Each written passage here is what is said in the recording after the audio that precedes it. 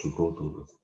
You can make a film that you say I'm targeting maybe 10 to 12 kiddies, but you can put one small element there that can shoot the rating up. So just be aware of that and go through the guidelines. It's available online, and it's going to be a very helpful tool for you guys. Types of classification: we get restricted, that's your adult content, that's your X18 material, and you get unrestricted, that's your general content, that's the one you normally get in your normal video shops, and that's been shown at the cinema. Starts from all ages, that's your lowest, and can go up to 18. So a movie that's rated up to 18 can be shown in a cinema, but the X18, one of the X in the front, that's only available at your adult shops. That's your pornography.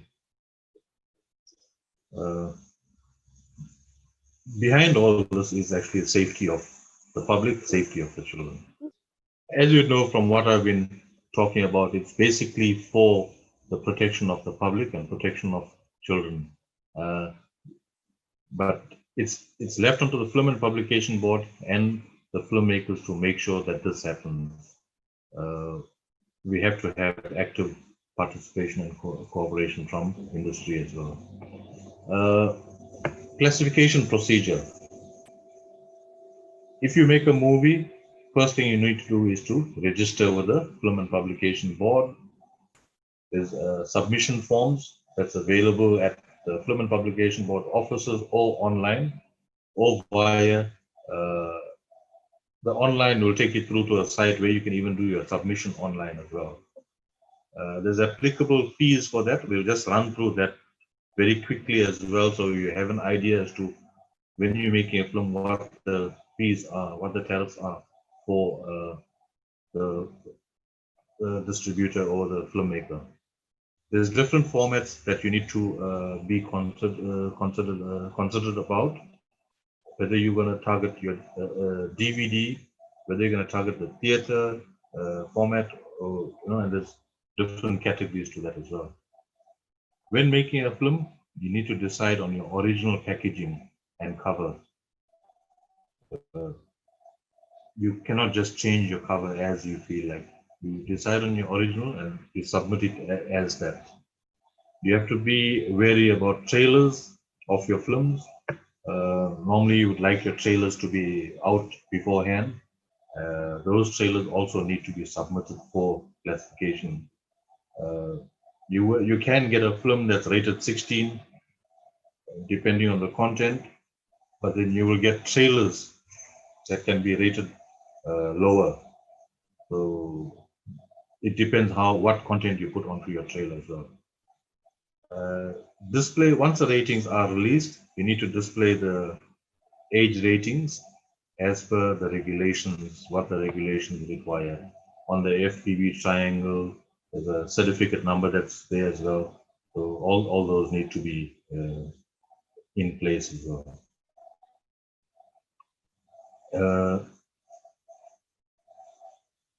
When it comes to classification, you get a home entertainment format. You can submit a copy of the film or the link with your application. That film or link is stored into the Film and Publication Board library. This happens, it's there because sometimes you may get public complaints and things like that, so we can always refer back to that library and what's placed in there and what was submitted. When it comes to public entertainment format, that's your cinemas, your film for theater release. It's the applicant that needs to arrange classification to be done at a cinema. So it means that you want to release a film in a cinema, you have to go to a cinema, book the cinema for screening, and you get classified. We will send classifiers out there. So it's a bit of a costly affair when it comes to the public entertainment format. So normally what guys do is they have arrangements with the cinemas, and if the film is being released in that cinema, obviously they won't charge you much of a cost. That's just a bit of a tip as well, just to assist. Trailers, it's a separate application for a trailer. but it can be also classified with the main feature or the DVD. But obviously, there's no sense in letting the trailer out with the main feature. It's normally done beforehand, so it must be classified as well.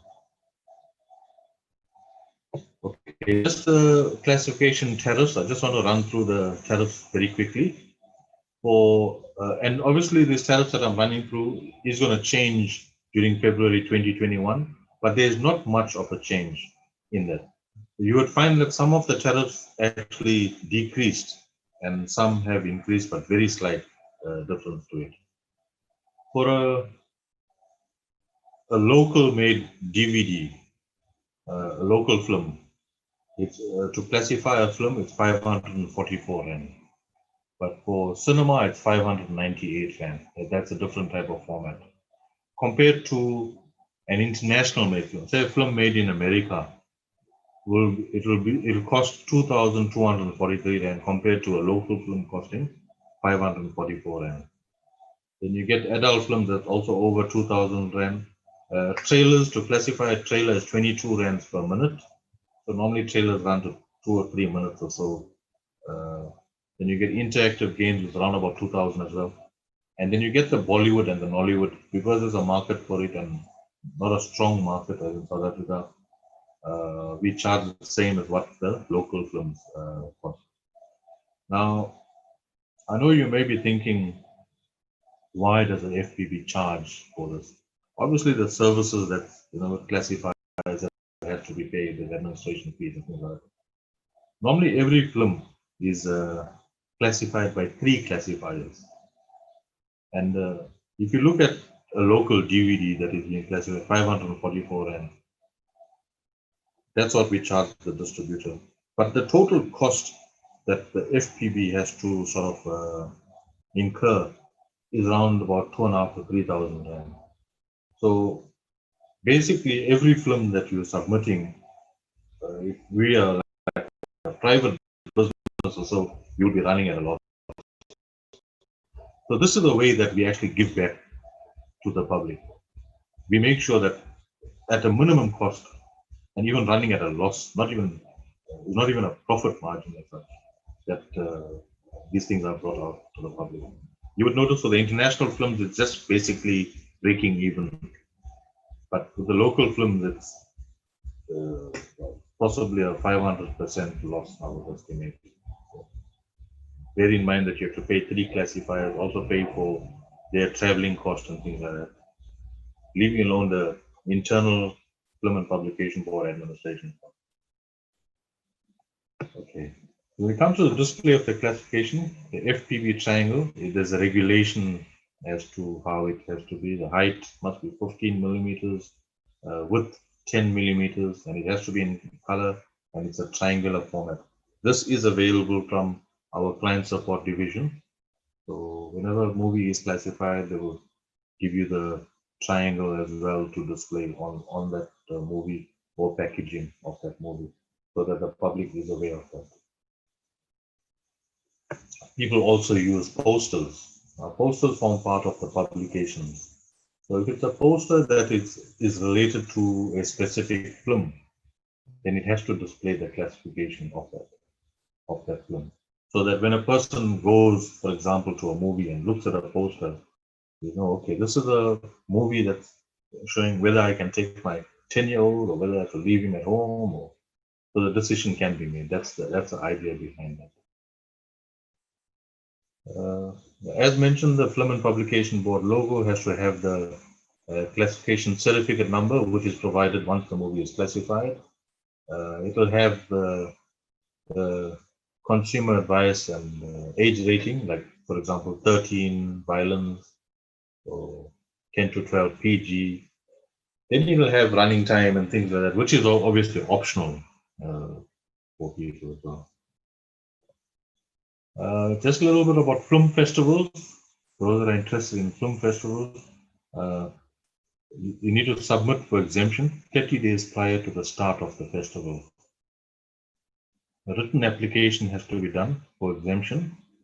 You have to provide a list and copies or links of all films that need to be screened. you need to provide a brief synopsis of each film, taking into account the various classification elements as per the guidelines. So when you submit a film that has a little bit of violence in it, so you have to mention about the violence as well. Back on the film festivals, no adult content must be shown at film festivals. That means films that have been rated X18 that's available from your adult shops.